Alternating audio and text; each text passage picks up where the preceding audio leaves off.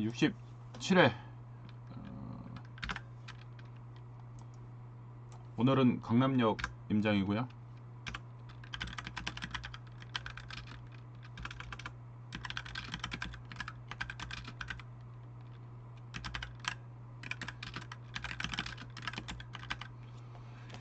오늘의 제목은 강남에서 강남 아파트보다 수익률 좋은 투자처에 대해서 얘기를 좀 해보도록 하겠습니다.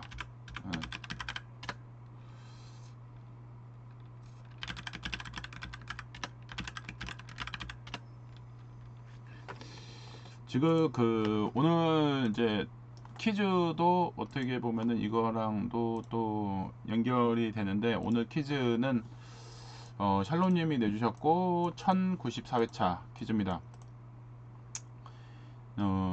굿모닝. 처음으로 모닝 퀴즈를 내다 보니 긴장되네요. 올해가 가기 전에 매도해야 하는 물건이 있어 열심히 부동산을 연락하고 있습니다. 그러면서 자금 전략을 훨씬 더 철저하게 세우고 투자를 시작했어야 했구나 라는 뒤늦은 깨달음을 얻습니다. 델방 분들은 투자를 결정하기 전에 매도 계획을 어떻게 세우시는지 궁금합니다.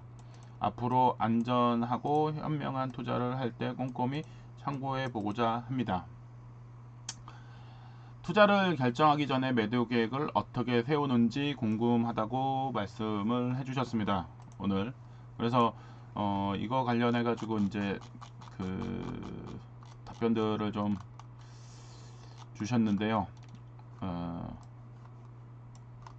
어제 민들레님 청약 당첨된 거 관련해서도 의견도 많이 주셨는데, 이거는 한번 또 정리해서 얘기 한번 해보도록 할게요.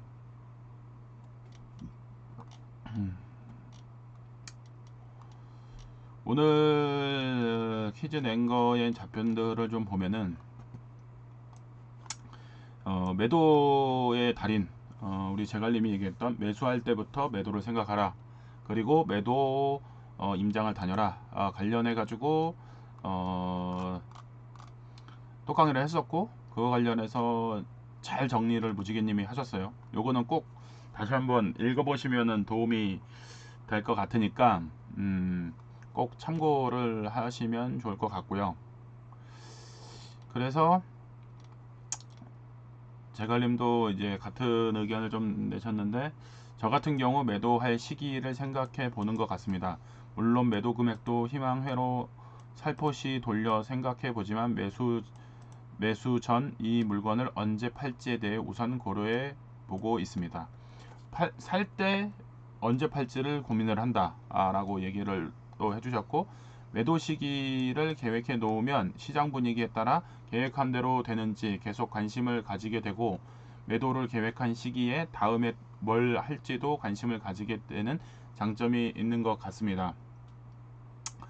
이게 투자를 연속적으로 진행이 되는 시장 분위기일 때는 당연히 매도를 할 때 또 다음 매수 전략도 동시에 고민을 해야 되기 때문에, 시장의 흐름, 그리고 시장의 흐름에 맞춰서 지금 던져야 될지, 더 들고 있을지, 그리고 지금 살만한 게 있는지 없는지, 이런 것도 같이 살필 수가 있으니까 이런 것들이 도움이 될 것 같고,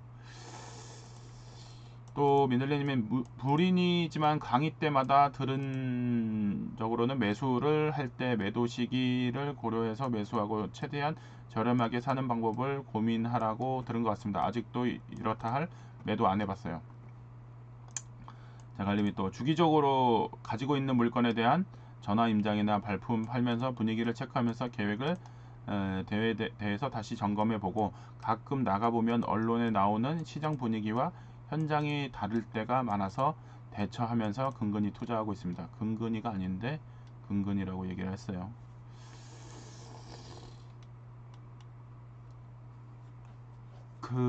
또 중간에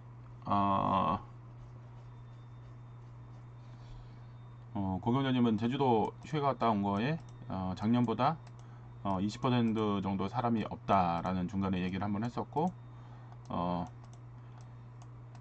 샬로님은 의견에 대해서 저렴하게 사고 매도 시기를 결정해 놓고 꾸준히 관심을 가져야겠어요.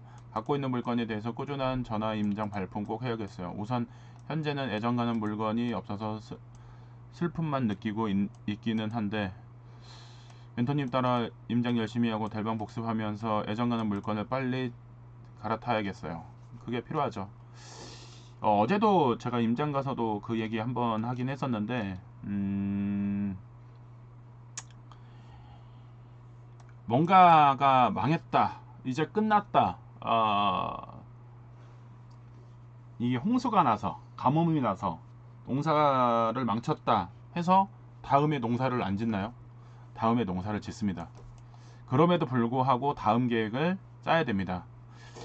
땅이 별로 안 좋은 상태가 됨에도 불구하고 그 컨디션에서 어떻게 다음을 살아갈 것인가를 고민하는 게 필요한데 보통의 경우가 그거를 놔버리는 경우도 있기도 하고 열심히 노력하는 경우도 있기도 한데 거기에서 한 끗 차이인 것 같아요. 그냥 놔버릴 것이냐, 그럼에도 불구하고 내가 내년을 위해서 농사 지을 준비를 할 것이냐, 이 차이가 상당히 큰 것 같습니다.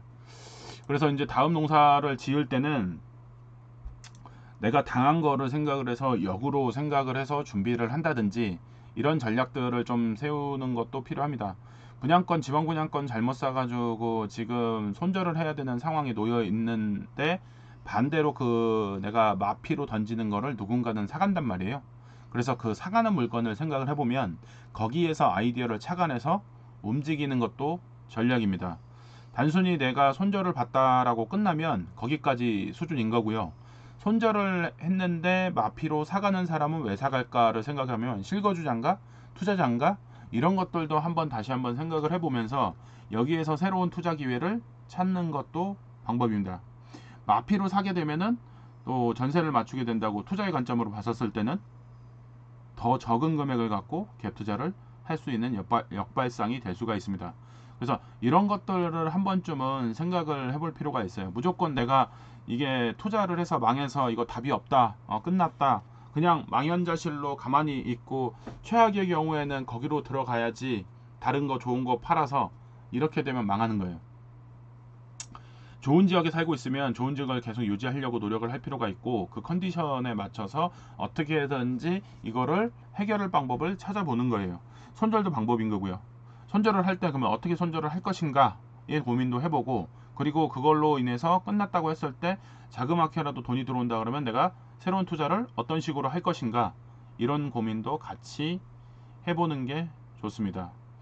그런 고민들이 쌓일 때 나만의 매도 전략 그리고 매수 전략 이런 것들이 쌓일 수가 있을 테니까, 그래서 오늘 퀴즈에 대해서 한 번쯤은 다시 곰곰이 한번 생각을 해보시면서 자기만의 이 매도 전략을 좀 세워보는 게 좋을 것 같습니다.